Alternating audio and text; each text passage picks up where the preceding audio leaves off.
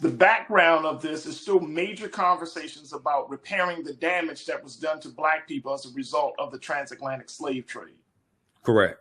And so I know earlier this week, yesterday we talked a little bit about reparations, the latest approval by the California Reparations Task Force. Right. But you brought something to my attention that I think that needed to be brought to the attention of our watchers, about the reparations piece as it relates to the global call that now people are calling for King Charles, who was coronated over the weekend, to say something, to do something.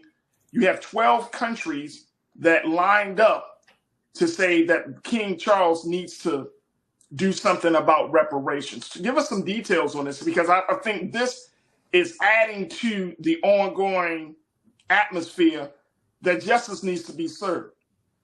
Well, absolutely. Well, this is a continuation, so it didn't start here. We heard these calls when Queen Elizabeth II died, September 8th, 2022. We saw these calls prior to this from various Caribbean countries, like Jamaica as well.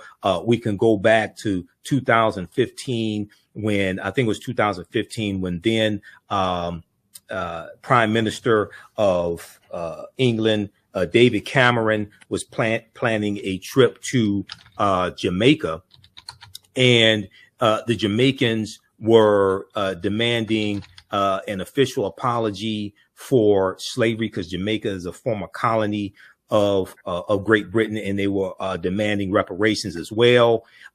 He was basically saying that was a long time ago, and we should move forward as friends. Let's be buddies now. He didn't even want to have a conversation dealing with this. So this is not something new. What's taking place here is, and I'll pull up there was an article from theguardian.com dealing with back in, I think it was 2005. Jamaica calls for reparations. Jamaica should move on from painful legacy of slavery, said David Cameron. Okay. Yeah. So I'll get you some information on that. So what's taking place last week, there was a letter that was signed by 12 different nations, Caribbean nations, indigenous nations, things of this nature. And they're calling for an official apology for slavery from King Charles III, as well as they're calling for reparatory justice. King Charles should use his coronation to give a formal apology for the horrific impacts of slavery and colonialism, and commence, quote, a process of reparatory justice, end quote, according to campaigners in 12 countries where he is king. So these are countries that are still part of the Commonwealth. You have the countries are, so this was a article, this was a letter that came out, I think it was last Friday.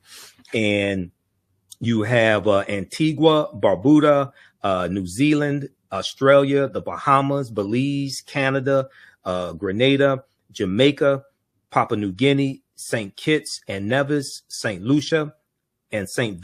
Vincent and the Grenadines. Okay, so these are all nations of the Commonwealth, and King Charles III is the head of state of them, but they're calling for reparations. Now, this is after. So there was an article from Newsweek.com that talked about this. Now, there was a reporting coming from theguardian.com in April of 2023 that shows how King Charles III is descended from a slaveholder named Edward Porteous, who was a 17th century tobacco plantation owner in Virginia, who in 1686 received a shipment of at least 200 enslaved people from the Royal African Company. So the Royal African Company was one of the slave trading companies. It was owned by the British. It's founded around, it's founded in the 17th century, the Royal African Company, right around 1672. Also, you have in this research, the Guardian.com has a huge article on this that talks about King Charles signals first explicit support for research into monarchy slavery ties. and they identify King William III. Okay. The Guardian has published a previously unseen document showing the 1689 transfer of 1,000 pounds of shares in the slave trading Royal African Company to King William III. King William III of Great Britain, from Edward Colston, the company's deputy governor. Now, Edward Colston is a well-known 17th century slave trader, okay, in England.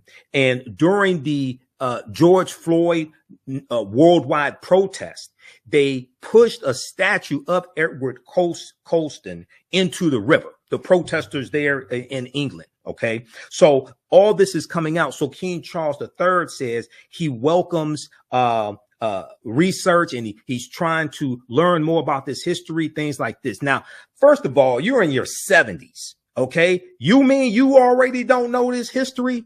And the monarchy is worth $20 billion. I'm like, wow. You don't already know this history. So hopefully the protests will continue around reparations from these countries, but they have to push it, and I think get worldwide support from this as well.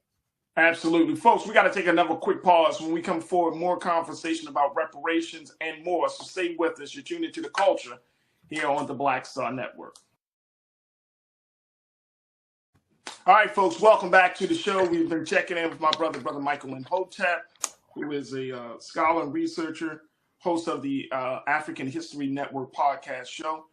And he's here, of course, every week as we're having a conversation about King Charles who faces calls for reparations from 12 countries, as the discussion about reparations in this country, in America, continues to get louder and louder.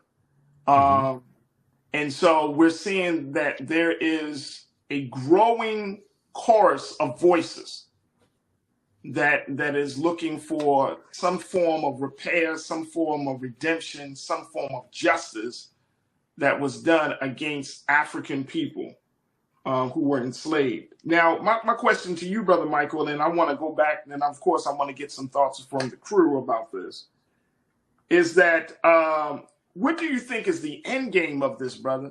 Because in acknowledgement, I was reading those couple of the articles around this issue with King Charles, right? And people were saying, well, he should have said something during his coronation speech, all of those things.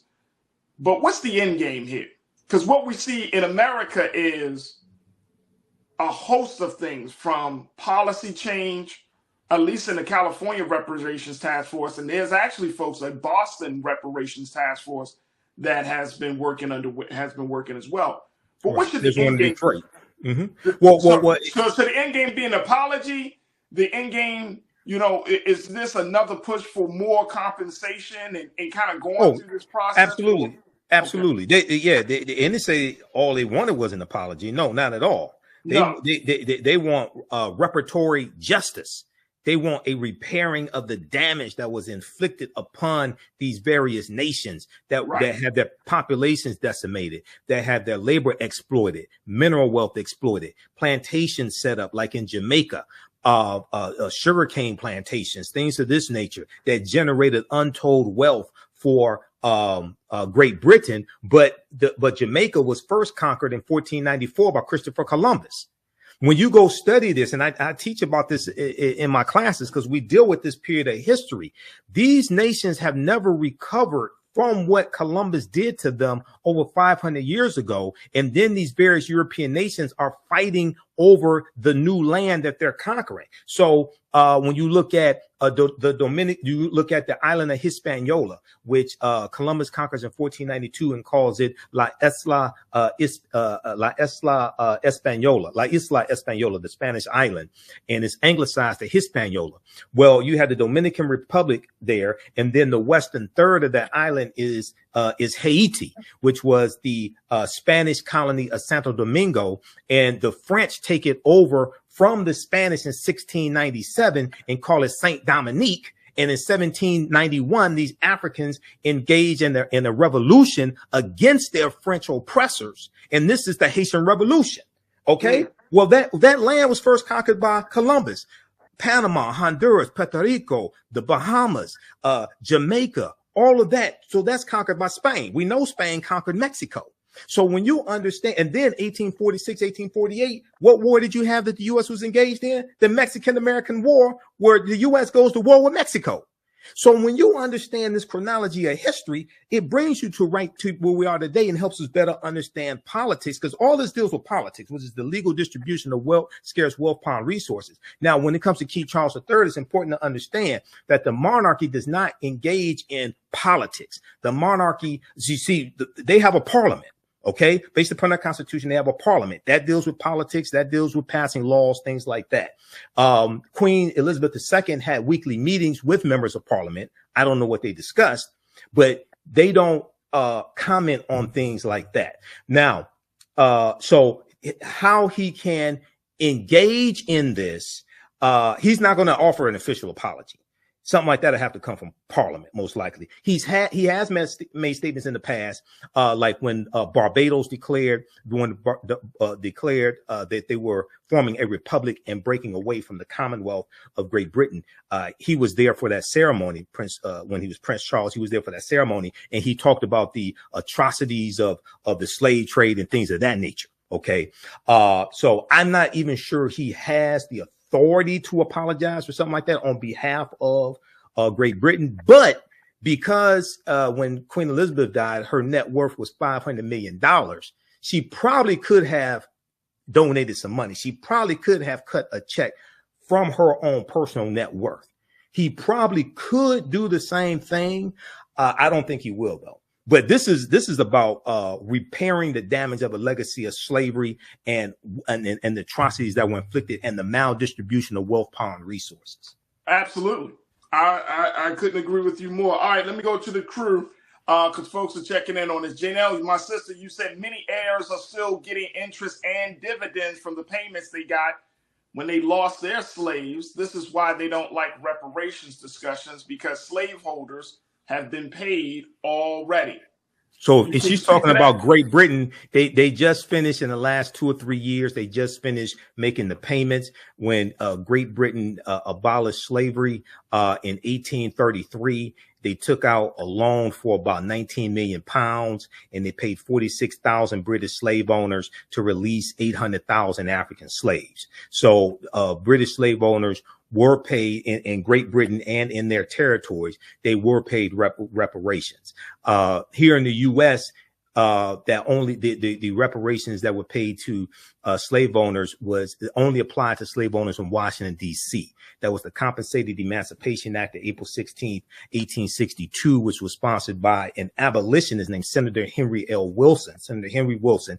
It passed Congress and signed into law by President Abraham Lincoln. It freed about 2,900 African slaves. And each year, April 16th in Washington, D.C., they celebrate Emancipation Day when slavery was abolished in the District of Columbia or Washington, D.C. But those reparation payments only applied to slave owners in Washington, D.C. It did not apply to all slave owners in the U.S. You can go to LOC.gov, which is the Library of Congress website, or archives.gov, which is the U.S. National Archives, and research the Compensated Emancipation Act of 1862.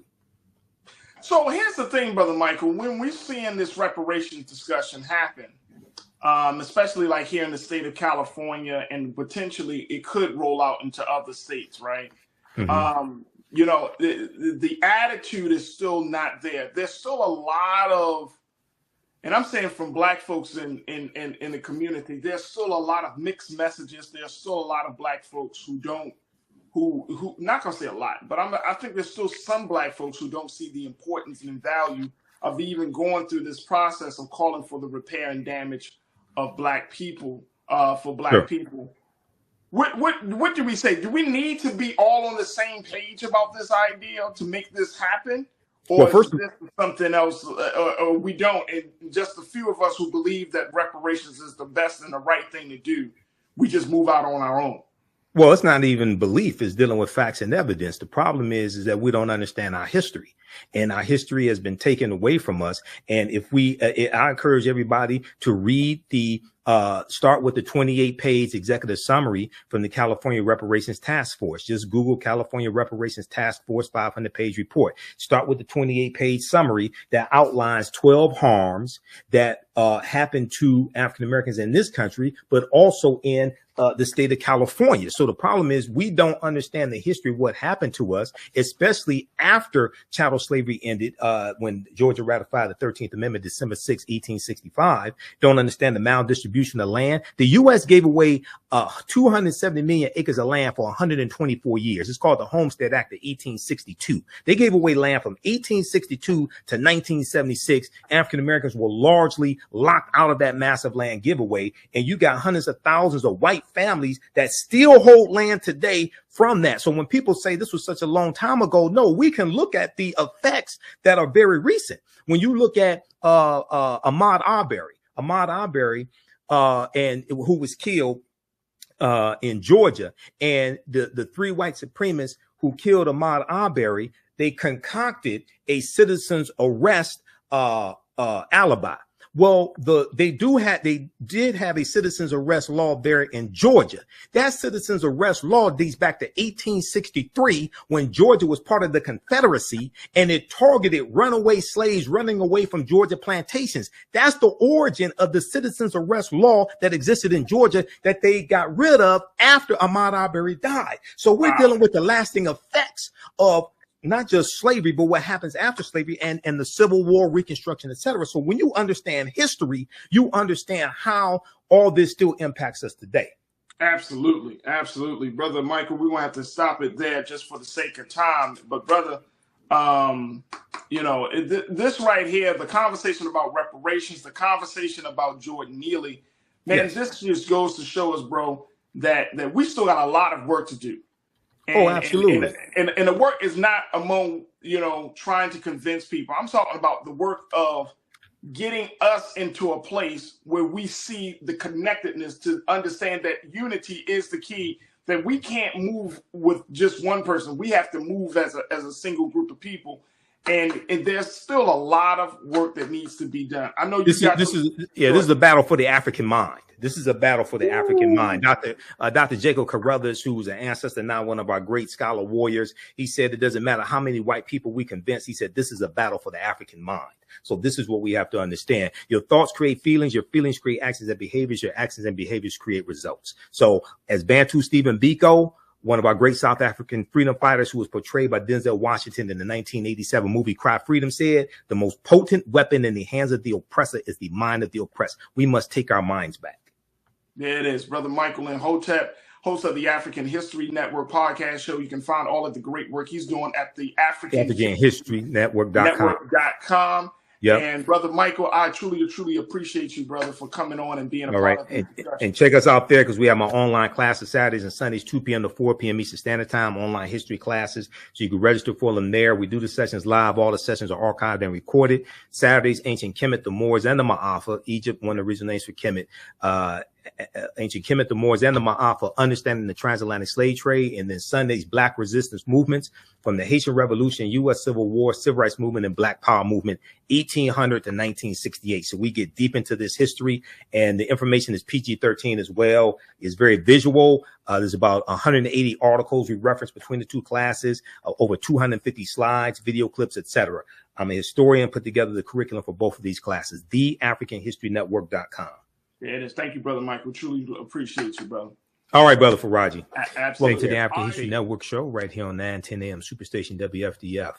So Saturday, May 6th, King Charles III was coronated in England, in Britain. And there have been growing calls for reparations coming from 12 countries that were conquered, or countries that were part of the Commonwealth. Many of these are Caribbean nations. Now, you remember back when Queen Elizabeth II passed away, and she died in September 2022. Okay, I think that was September 8th, 2022. You remember we talked about the legacy of Great Britain and when it came to slavery and colonization, and how 100 years ago, one fifth of the world's population lived under British rule. Okay, 1/5 of the world's population lived under British rule about 100 years ago, at a time when you had 700,000 people under British rule and 2.5 billion people in the world. All right, so there have been a number of articles written dealing with how different nations, Caribbean nations, Jamaica, Antigua, Barbuda, Australia, a number of nations are calling for reparations and calling for an official apology for slavery. Okay, so we're going to talk about that on today's show, and I'm going to let you hear once again the segment from Roland Martin Unfiltered that we did on September 9th, 2022, when we talked about, in that segment, we talked about Jeff Bezos, and we talked about the professor originally from Nigeria, Uja Anya, and I gave some history on Queen Elizabeth II and the British colonization. Okay, that video has been viewed over 300,000 times, and you can watch that on Roland's YouTube channel and his YouTube channel, Roland Martin, and much, much more. Visit our website, theafricanhistorynetwork.com, theafricanhistorynetwork.com. You can register for the online history classes that I teach on Saturdays and Sundays, and we did free class sessions this weekend for those also. So visit our website, theafricanhistorynetwork.com, to register for those. All right, so I want to jump into this article here before we go to break. There was a good article from Newsweek.com, dealing with the growing calls for reparations from Great Britain. Okay, now it's important to note that the King, as well as the Queen of England, does not get involved in politics. They don't have an authority to Parliament takes care of politics, okay, based upon the constitution there that they have in Britain.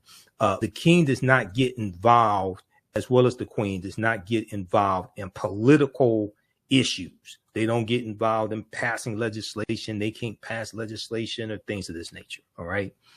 But when Queen Elizabeth II died, the monarchy was valued, the net worth of the monarchy was valued at $28 billion, and her personal net worth was valued at $500 million. Okay. I think she could have written a check to somebody. So I'm just saying. King Charles III faces calls for slavery reparations from 12 countries. This is from May 4th, 2023, from Newsweek.com. There's articles from the Associated Press on this as well, and CBS News. Now, King Charles III should use his coronation to give a formal apology, for the horrific impacts of slavery and colonialism, and commence, quote, a process of reparatory justice, according to campaigners in 12 countries where he is king. Now, world leaders and royal family members will gather at Westminster Abbey Saturday, May 6th, to watch King Charles and Queen Camilla be crowned. Okay, I ain't watching none of that. I don't care about it. I saw when I got up, it had already happened. They were still talking about it on MSNBC. I saw some of the post coronation analysis. I watched a little bit of that. I could care less about him being coronated. All right. However, not everyone will be celebrating the monarchy. which for some remains a symbol of Britain's imperial past. We'll deal with this on the other side of the break. You listen to the African History Network show. I'm Michael Imhotep. We'll be back in a few minutes. Welcome back to the African History Network show right here on 910 AM, the Superstation, the Future Radio. All right, the calling number is 313-778-7600. 313-778-7600 is the calling number if you have a question or comment. All right, so right before the break, I was talking about some articles that I was looking at this weekend. And there's one from the Newsweek magazine, newsweek.com. And I posted this article on our Facebook fan page, The African History Network, The African History Network.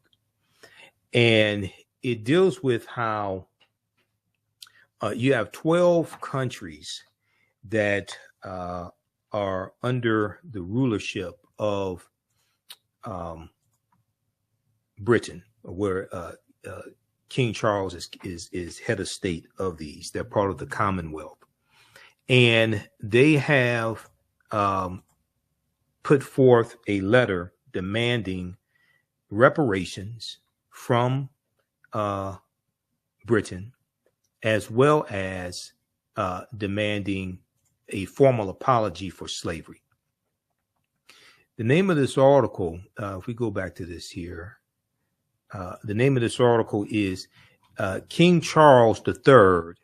King Charles III faces calls for slavery reparations from 12 countries. King Charles III faces calls for slavery reparations from 12 countries. This is written by Jack Royston from May 4th, 2023 for Newsweek.com. So the article goes on to say, however, not everyone will be celebrating the monarchy. However, not everyone will be celebrating the monarchy, which for some remains a symbol of Britain's imperial past. First Nations, indigenous peoples, and advocacy groups in 12 countries where Charles is king released a joint statement this past Wednesday, May 3rd, which was also sent to King Charles himself. Now, an excerpt from the statement says, quote, "We, the undersigned, call on the British monarch, King Charles III, on the date of his coronation, being May 6, 2023, to acknowledge the horrific impacts on and legacy of genocide and colonization of the indigenous and enslaved peoples of Antigua and Barbuda, New Zealand, right here, New Zealand, Australia, the Bahamas, Belize, Canada. We're here in Detroit. Those are our neighbors. Canada, Grenada, Jamaica. Now, everybody talks about, come back to Jamaica again and again. I don't really know know if people really understand that Jamaica was conquered by Christopher Columbus in 1494, conquered by the Spanish. Papua New Guinea, St. Kitts and Nevis, St. Lucia, and St. Vincent and the Grenadines. A lot of these places where we like to go vacation were colonized, and oftentimes by multiple colonizers. So the Jamaica, for instance, first colonized by the Spanish under the master of genocide, Christopher Columbus, and then the British are going to take over Jamaica. You have Haiti. Haiti was conquered by Columbus in 1492 because Haiti is the western third of the island of what Columbus called La Isla Española, the Spanish island, which was anglicized to Hispaniola. And in 1697, the French take over the western third of the island of Hispaniola from the Spanish in 1697, and it was known as the Treaty of Ridgewick, the Treaty of Ridgewick, and they call that colony Saint Dominique. The Spanish called it Santo Domingo. Then in 1791, there's a revolution. There's a revolution in the colony of Saint Dominique, and in January 1st, 1804, those Africans declare their independence and call that colony Haiti or Haiti. This is the Haitian Revolution. Well, they were conquered by Christopher Columbus on behalf of the Spanish crown in 1492. Okay, so a lot of these places where we like to go vacation have never recovered from the treachery imposed upon them by the Spanish, the French, the British. These countries were conquered over 500 years ago by Columbus. They have never recovered from this. We have to understand Puerto Rico, conquered by Columbus. Panama, Honduras, they've never recovered from what has happened to them. Quote, our collective indigenous rights organizations, among other organizations who are working to help our communities recover from centuries of racism, oppression, colonialism, and slavery, now rightly recognized by the United Nations as, quote, crimes against humanity, also call for a formal apology and for a process of reparatory justice to commence, repairing the damage. So I know we like to go to Jamaica and get our groove back like Stella, but you gotta, understand the history of what's taking place. Now, my same sentiments for Queen Elizabeth II when she died are basically the same for King Charles and Queen Camilla. Basically the same thing. They're colonizers. Let's call it what it is. Okay. Now, May 19th, 2018, when Meghan Markle married Prince Harry, I did a broadcast, and this is on YouTube. You can go watch it. And I said, Black people watched the royal wedding and got teary-eyed, but forgot about the history of the transatlantic slave trade. They forgot the British involvement in the transatlantic slave trade.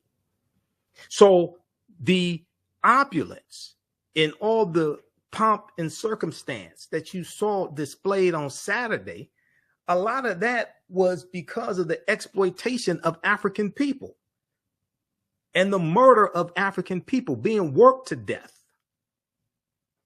So this is why I don't sit up and get entertained by these colonizers.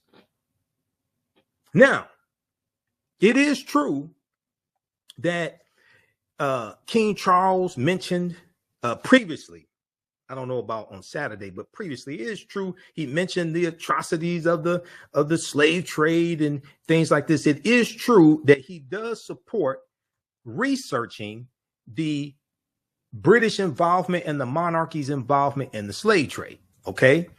So there are a couple of articles that dealt with this. So there's one from the Associated Press that came out April 6, 2023 that talks about this.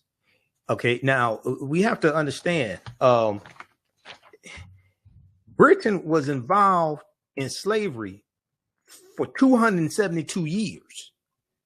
They were involved in slavery for 272 years, and the British kept excellent records. So I really don't know what the hell you got to research. I'm just going to be honest with you. Okay. The BBC has excellent records on this. I use some of their stuff in my classes. Okay. I don't know what it is that you still have to research, but then, okay, that's what you want to do. Okay. Whatever. So let's look at this article right here. Associated Press, April 6, 2023. King Charles III supports probe into monarchy slave ties. King Charles III supports probe into monarchy slave ties. Okay. It's in this article. It talks about how King Charles III, for the first time, for the first time, has signaled support for research into the British monarchy's ties to slavery after a document showed an ancestor with shares, S-H-A-R-E-S, shares in a slave trading company, a Buckingham Palace spokesperson said on Thursday. So this came out April 6, 2023. Okay. This was exposed in an article from The Guardian. All right. Now, Charles has taken the issue, quote, profoundly serious, and academics will be given access to the royal collection and archives, the palace said. Now, the statement was in response to an article in The Guardian, which is a United Kingdom publication, theguardian.com, the Guardian newspaper, that revealed a document showing that the deputy governor of the slave trading Royal African Company transferred so this was a slave trading company, the Royal African Company, transferred 1,000 pounds of shares in the business to King William III in 1689. Now, the newspaper reported on the document as part of a series of stories on royal wealth and finances, as well as the monarchy's connection to slavery. We'll continue this on the other side of the break. You listen to the African History Network show right here on 910 AM Superstation, the future of radio, talking about the history of colonizers. 313-778-7600 is the call-in number if you have a question or comment. We'll be back in a few minutes. Hey, if you like this type of information, you can support the African History Network, help us keep broadcasting, stay on the air, keep doing the research. $ the AHN show through Cash App, $ the AHN show through Cash App, and through PayPal, paypal.me/the AHN show. Okay. And we have the information on the homepage of our website. Stand by. This helps us keep doing the research, stay on the air, keep broadcasting, pay some of the bills, etc. Welcome back to the African History Network show right here on 910 AM, the Superstation, Future Radio. All right. So right before the break, we were talking about growing calls from 12 countries that are part of the Commonwealth of countries that have King Charles III as head of state, growing calls for a formal apology for slavery as well as reparations. Now, when I refer to the royal family as colonizers, I'm not calling them colonizers because they're white. I'm calling them colonizers because 100 years ago, 1/5 of the world population lived under British rule. They were colonized, and you had 700 million people who lived under British rule at a time when you had 2.5 billion people on Earth. So I'm calling them colonizers because that's what they did. So I just want to make it clear. It's not a racial statement. It's a historical statement. 313-778-7600 is the call-in number if you have a question or comment. So I want to go back to this article here briefly. Then we're going to go to clip number 1, Doug. And I want you to hear the conversation from September 9th, 2022 on Roland Martin Unfiltered, when I dealt with some of the history of Queen Elizabeth II and the Great Britain and their legacy of slavery. If we go back to this piece here from the Associated Press, the news. So this is dealing with the report that came from theguardian.com in 2023 that showed that one of Prince Charles's ancestors was involved in the slave trade and involved with the Royal African Company, which was a slave trading company. The statement was in response to an article in the Guardian newspaper that revealed a document showing that the deputy governor of the slave trading company, of the slave trading Royal African Company, transferred 1,000 pounds of shares in the business to King William III in 1689. The newspaper reported on the document as part of a series of stories on royal wealth and finances, as well as the monarchy's connection to slavery, as well as the British monarchy's connection to slavery. Okay, now King Charles III ascended to the throne last year after the death of his mother, Queen Elizabeth II. His coronation, we know, took place May 6th. The king has said he's trying to deepen his understanding of slavery's enduring impact that runs deep in the Commonwealth, an international grouping of countries made up mostly of former British colonies. Okay, deep. So now this, I know King Charles is busy. You know, you trying to deal with people that don't want you to be king, and I know he's busy, but he's in his 70s. He's trying to deepen his understanding of slavery's enduring impact. Why don't you go to Jamaica and talk to those Africans there and let them educate you on slavery's enduring impact? Why don't you go to Barbados and talk to those Africans there? I know Barbados broke away from the Commonwealth. Why don't you go to these nations? Why don't you go to Nigeria? That was a colony of Great Britain. Why don't you go? So he's in his 70s. He's trying to deepen his understanding. I don't understand that. I'm sorry. I just don't. During a ceremony that marked Barbados becoming a republic 2 years ago, Charles, who was Prince Charles then, referred to, quote, the darkest days of our past and the appalling atrocity of slavery, which forever stains our history, end quote. English settlers used African slaves to turn the island of Barbados into a wealthy sugar colony, like they did a lot of other places. Sugar was king. Okay, so they did that in a lot of other places, like Jamaica. Okay, same thing the French did in Haiti. Now, Saint Dominique. Now, the research into the monarchy's ties to slavery is co-sponsored by Historic Royal Places and Manchester University, and it's expected to be completed by 2026. Okay, it's going to take them 2 years. Okay, all right. Check. Slavery ended in Britain in 1833. 1833. It ended in Britain in 1833. They were involved in slavery for 272 years. It ended in 1833, but it's going to take you 2 years to do research. Okay. All right. So read the rest of this article here. So he does support research. Now, I don't know what else he supports, but he does support research. You have the one from, so we talked about the one from Newsweek, and there's a growing call for reparations. These 12 countries, there's a growing call for reparations and a formal apology. Now, if we go back to the one from Newsweek, newsweek.com, name of this article is King Charles III faces calls for slavery reparations from 12 countries. This is from May 4th, 2023. All right.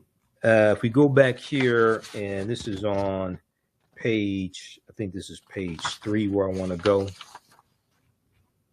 We're going to clip 1 in just a minute, Doug. Okay, right here. Beyond an apology and reparations, the campaigners want the, quote, return of all cultural treasures and artifacts stolen from our peoples throughout the hundreds of years of genocide, enslavement, discrimination, massacre, and racial discrimination by the authorities empowered by the protection of the British Crown, end quote. And, quote, the repatriation of all remains of our collective peoples that reside in UK museums and institutions and that represent our family histories, genealogies, cultural history, and spiritual ancestry. They want it all back. Okay, now that's what I want to hear about. I don't want to hear about some colonizer being coronated. I'm sorry, I don't want to hear about that.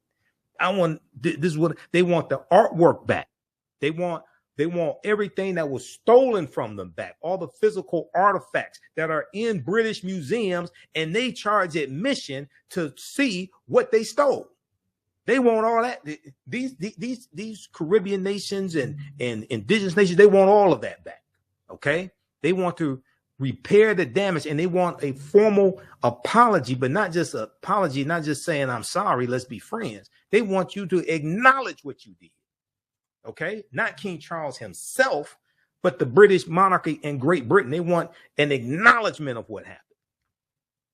Now, on September 9th, 2022, I was on Roland Martin Unfiltered, and we talked about the death. This is the day after Queen Elizabeth died, and we talked about that, and we talked about Uju Anya, Professor Uju Anya, and Jeff Bezos going after her, all that stuff. Okay, let's go to this clip, please, Doug.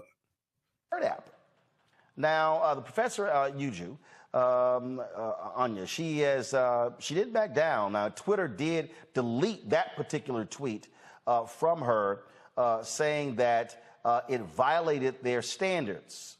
Not sure how that's the case.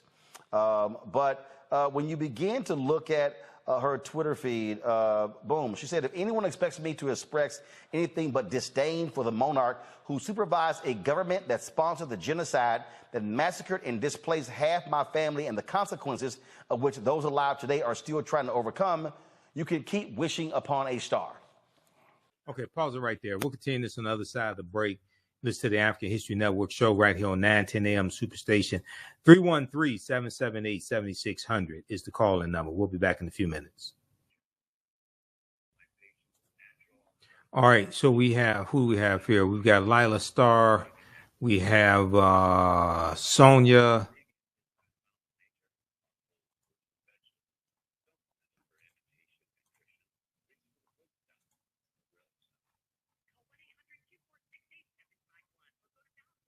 Okay, Sonia said, yes, that's the only thing I want to hear is reparations.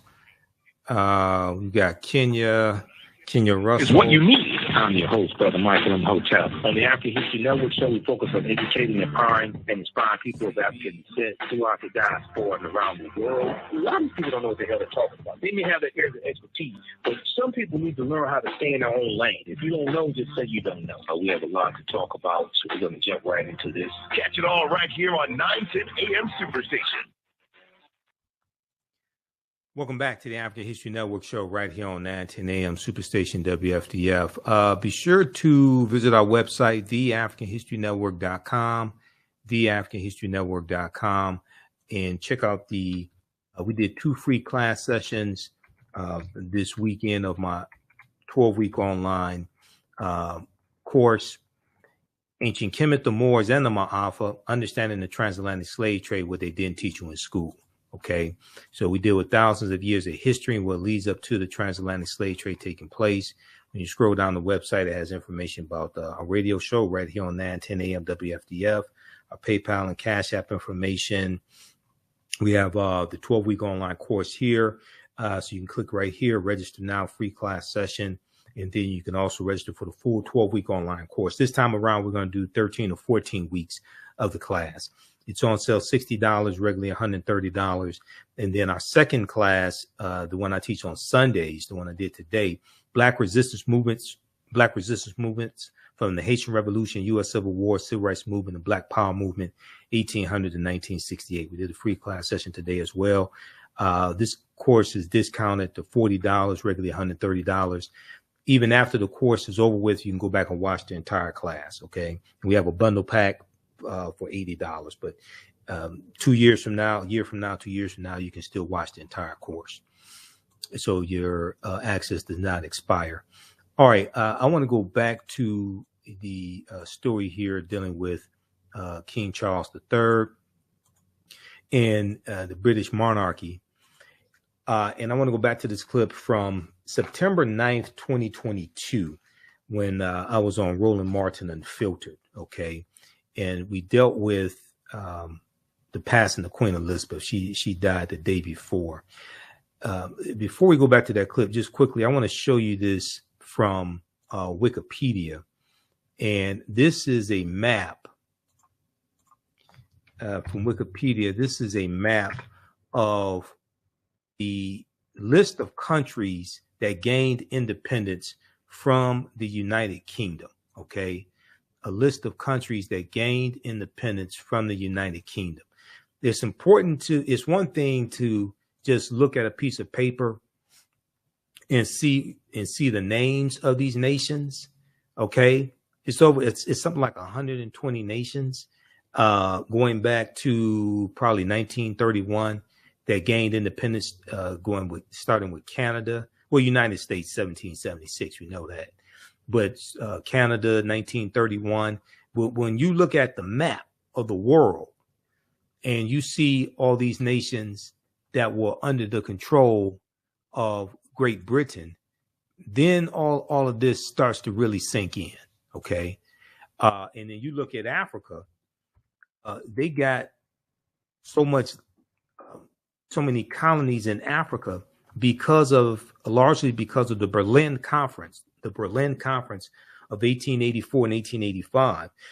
South Africa gained their independence in 1931. Lesotho, 1966, and Lesotho is an enclave inside of South Africa, like Highland Park, Michigan is an enclave inside of Detroit.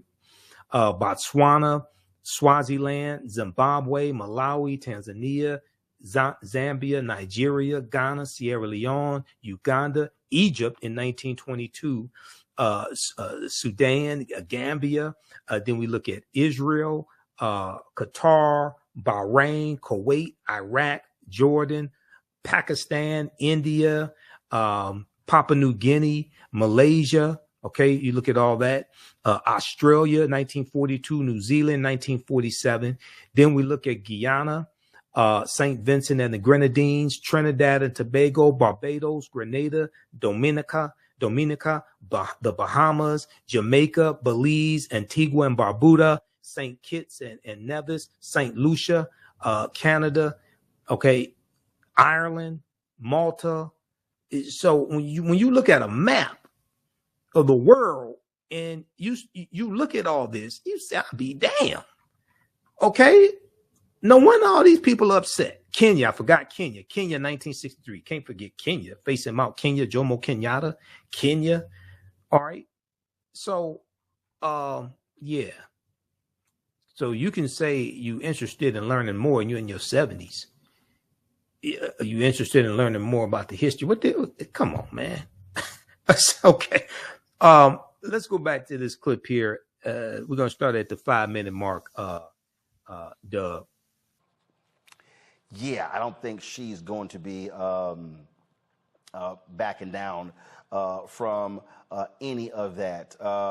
There was some other, I'm looking at some other tweets that she had posted.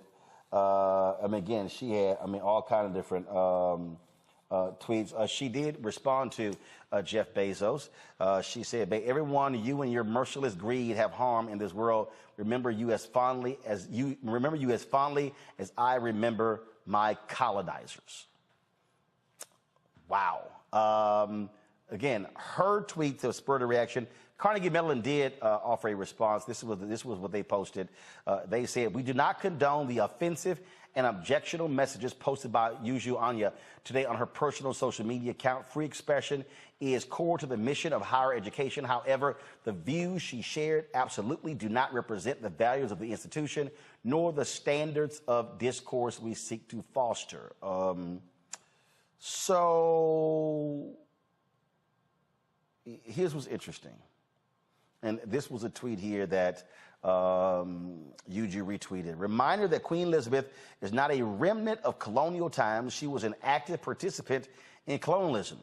She actively tried to stop independence movements, and she tried to keep newly independent colonies from leaving the Commonwealth. The evil she did was enough. She was talking about this article here. This woman was, it says she was tortured with axes during Kenya's struggle for independence from British colonial rule. As Britain celebrates the platinum jubilee of its monarch, this old fighter wants to send her a message: let Elizabeth bring what belongs to me. Let's go to my panel here. I find it's very interesting when I said this last night, Michael, it's very interesting when people, they have this view that when someone passes, you in the first 24, 48 hours, first week, you can't say anything bad about them. You hear the phrase, you can't say anything good about somebody, don't say anything at all. I saw a video, D.L. Hughley, he said that people should have compassion when someone dies. But I saw these pieces, I saw this back and forth, and these tweets from Uju Anya, and she talked about how her family was devastated, how they were massacred. And in fact, there was an interview that she gave, and she said this to the person in the interview. She said, I am the child and sibling of survivors of genocide. From 1967 to 1970, more than 3 million civilians were massacred when the Igbo people of Nigeria tried to form the independent country. And I said this, and I think it's important for us to say it. So people are angry that individuals who dealt with genocide because of British colonial rule are not celebrating her life the way they want them to. Yet again, people gladly condemned Fidel Castro. And so this goes to what I always talk about. The person that controls the narrative controls how we think and feel. And frankly, the view in this country is don't say anything bad about Queen Elizabeth II because she was a great, wonderful, happy person, and ignore colonial rule and its impact on indigenous people. Well, you know, Roland, this is one of the reasons why the Black Star Media Network is so important. And last night I did a 3-hour broadcast dealing with Queen Elizabeth II, British colonialism and slavery, because I watched a lot of the coverage all day long on MSNBC. That's basically what I had it on all day, watching MSNBC, and they didn't deal with any of that history.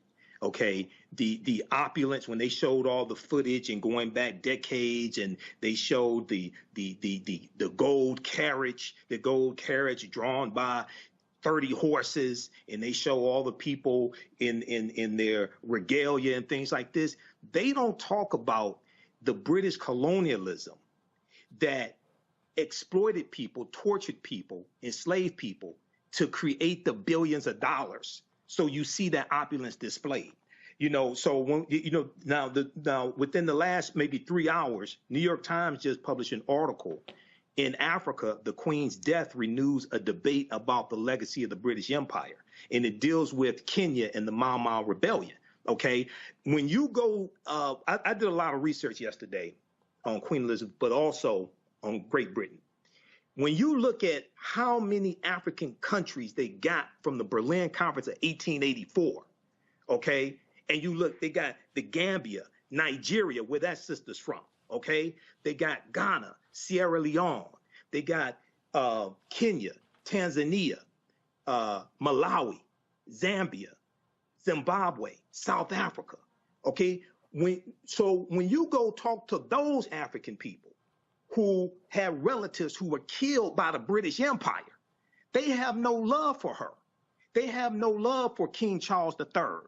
But May 19th, 2022, when Meghan Markle married Prince Harry, I did a 2-hour broadcast, and I said, Black people watched the royal wedding and got teary-eyed, but you forgot about the transatlantic slave trade. Because I said she married into, this is no disrespect to Meghan Markle, I said she married into a family of colonizers. They're not colonizers because they're white. They're colonizers because Britain colonized 1/5 of the world population 100 years ago. 1/5 of the world population was under British rule. And they didn't rule with kindness. They didn't rule with a smile. They ruled with brutality. So I don't wish anything ill on Queen Elizabeth II, I sure as hell don't miss her. And I hope some more join her. Seriously. Go study the history of the British Royal Empire and how they got what they got. These are some demons. These are colonizers. I understand. I may have expressed it differently than Uja Anya, but I totally understand what she's saying, because those were her relatives who were massacred by these white supremacists, by these colonizers, who then want to put a handshake and a smile. They won't even have a conversation about reparations with Jamaica.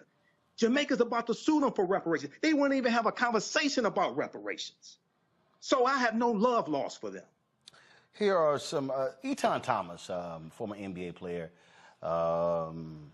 Kelly, he posted a couple of videos on his Twitter feed. I thought, might as well play both of them. Just want to give folks a look at this. So check this out. In 2022, Her Majesty Queen Elizabeth II became the first British monarch to celebrate a Platinum Jubilee. The celebrations took place over a 4-day bank holiday. Millions of Brits partook in street parties, and people around the world joined in on the celebrations. But is celebrating the British monarch harmless fun, or does it normalize the monarchy's long history of colonialism? And is it a celebration of British imperialism? Here are 4 ways in which the British royal family has benefited from colonialism.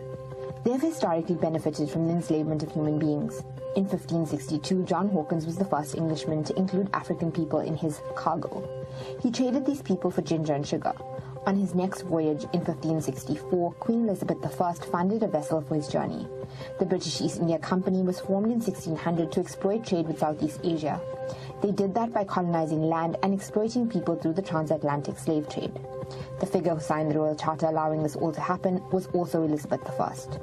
Between 1690 and 1807, an estimated 6 million Africans were transported from Africa to the Americas on British or Anglo-American ships. The royal family and the British Parliament protected the trade. After Elizabeth I's death, the Royal African Company was established in 1660 by the Duke of York.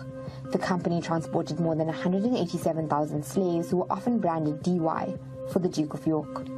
It's difficult to say how much the royals benefited from slavery, but many say it funded the entire British treasury.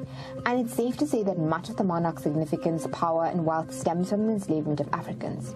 Lucy Worsley, the chief curator of Royal Historic Palaces, says that all royal palaces from the 17th century have an element of money which is derived from slavery, including Kensington Palace and Hampton Court. The royal family was built on a legacy of stolen land, goods, and atrocities. Queen Elizabeth II's largest diamond, the Kohinoor, was stolen from a 10-year-old prince in India along with his land in the 19th century. It was transferred to Queen Mary in 1911 and was handed down to the current queen. Both India and Pakistan have asked for the diamond's return, but it's still very much owned by the crown. In India, between the 1700s and mid-20th century, an estimated $45 trillion was stolen by the British under the vestiges of the crown. Famines which occurred as a result of Britain's non-intervention policy led to the death of more than 30 million Indians. In 1947... Now, that was sort of like part 1, then that was also a part 2. She wanted to get Britain out of India quickly. The decision to carve up a country led to 15 million people being displaced and between 1 and 2 million people dying. Of course, this is just India. At its peak, Britain had colonized 25% of the world's surface. From the Mau Mau massacre in Kenya to concentration camps in South Africa, Britain, under the vestiges of the crown, has a long and bloody history of colonial atrocities. And the royals have historically been at the center of them. The prestige of the Commonwealth. The Commonwealth is an organization of 52 independent member states. What it actually is a collection of former British colonies and Rwanda and Mozambique. The Commonwealth originated after World War II, when much of India and Africa was becoming independent. The Commonwealth claims that it is an association of sovereign nations working towards shared goals of prosperity, democracy, and peace. But critics say that the association promotes neocolonialism through free trade agreements, which favor more developed economies. British companies own more than $1 trillion of Africa's key resources. The Queen is the head of the Commonwealth, and Charles has been appointed her successor, which allows the British monarchy to remain in a position of international privilege and go on tours of Commonwealth countries. But that's not all. Right there, Doug. Pause the clip right there, because we run out of time. All right. So watch that. Roland has that on his YouTube channel, and I'm about to we're going to rebroadcast the episode of the African History Network show from September 11th, 2022. I've uploaded that. We're going to rebroadcast that like all week. All right, and that's on our YouTube channel, Michael Imhotep, Imhotep. Okay, we're gonna go to the phone lines quickly here. Line one, we have PG. PG, welcome to the African History Network show. Thanks for holding. Tell us where you're calling from. Good morning. I should say good evening. I am calling from the city of Southfield, Michigan, the great city of Southfield, Michigan. And I wanted to ask you a question. So we know that records were not kept very well for African Americans. And I think most of us are probably able to, without much difficulty, go back to our great, maybe our second great grandparent. How will it be determined who should get reparations? And do you think that a lot of our people right now are living in what you call emotional reparations in terms of the mindset? How will it be determined where? Are you talking about in California or are you talking about in the United States in general? In both areas. Because you were talking about California. Yeah, so in California, they're going to do it based upon lineage, and one of the things that they want is they want an agency in California similar to the Freedmen's Bureau to be set up to help African Americans trace their ancestry. So they would have to trace it back to a person of African descent that was in the U.S. prior to 1900. Or trace it back to a person who was enslaved in California. So it would be, they've identified about 1,500 people who were in like a semi-slavery or slavery state in California from 1850 to 1865. Because even though when California came into the Union in 1850, they came in as a free state. You did have some who violated that law. Slavery was California does not have a real history of slavery, and slavery was abolished in California, but you did have some who violated that law. Okay, so they want an agency set up that would help African Americans trace their ancestry. As far as the federal, as far as reparations at the federal level, they're gonna have to do the same thing. Records going back to prior to 1900, 1899, 1898, that's not that difficult. 1760, 1660 is a lot more difficult, but going back to like right before 1900 is not that difficult. The reason why they have to do it based upon lineage and can't do it based upon race, can't distribute reparations based upon race in the state of California is because race-based policies in the state of California are illegal. So they want to make sure that whatever they do is legally structured. So when lawsuits are filed by Republicans and their Negro allies, that whatever reparations are distributed won't be overturned in court. Okay, so at the federal level, if people really understand how to get reparations enforced at the federal level, because it's not going to be through HR 40. I don't know why people keep trying to push that. So am I understanding you accurately that if a person in California cannot prove that someone in their lineage came through California, or they can't prove their African ancestry, that they would not get reparations? Or is it safe Correct. To assume that anybody that's black mixed with something would get reparations? No. The California Reparations Task Force already voted. It has to be based upon lineage. The reason why it has to be based upon lineage is because race-based policies in the state of California, based upon California I heard that law, part. But I'm explaining it because race-based policies in the state of California, because of existing California law, are illegal. So they have to do it based upon lineage. Otherwise, nothing is going to be distributed. They have to do it based upon lineage. Yeah, thank you for reiterating that. So I want to ask you like a hypothetical question. So my lineage that I know is black, white, and American Indian. Would that qualify me for reparations? Qualify you for reparations where? as far as reparations for slavery. Are you talking about in the state of California, or are you talking about the federal level? No, I'm talking like here. You told me about California. You explained not race because of the policy, and it will have to be done with lineage.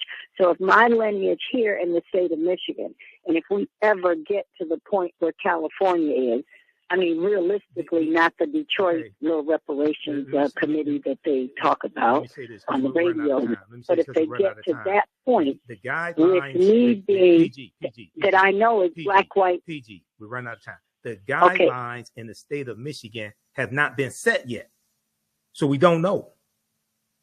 These are the guidelines for the state of California. The guidelines in the state of Michigan haven't been set yet, so we don't know. Okay, thanks for calling. Keep listening. All right. I want to go to we get thanks. Okay, I want to show you this article very quickly here. I mentioned it from the New York Times, and this is called "In Africa, the Queen's Death Renews a Debate About the Legacy of the British Empire." In Africa, the Queen's death renews a debate about the legacy of the British Empire. While some in Africa pay tribute to the deceased monarch, others stress Britain's violent colonial history on the continent. So when I was on Roland Martin Unfiltered, this is the article I mentioned. This is from September 9th, 2022.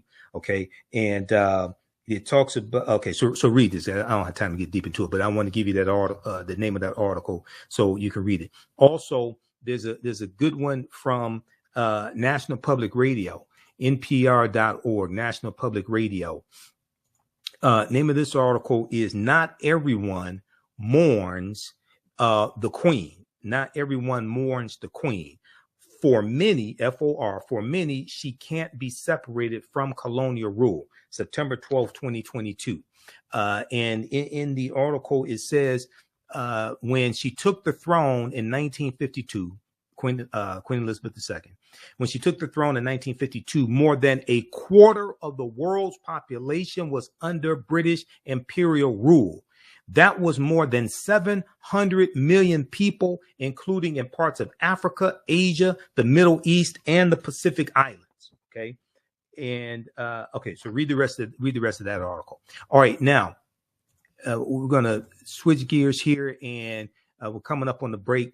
When we come back from the break, I want to deal with this story of members of the Proud Boys who were convicted of seditious conspiracy. They were convicted.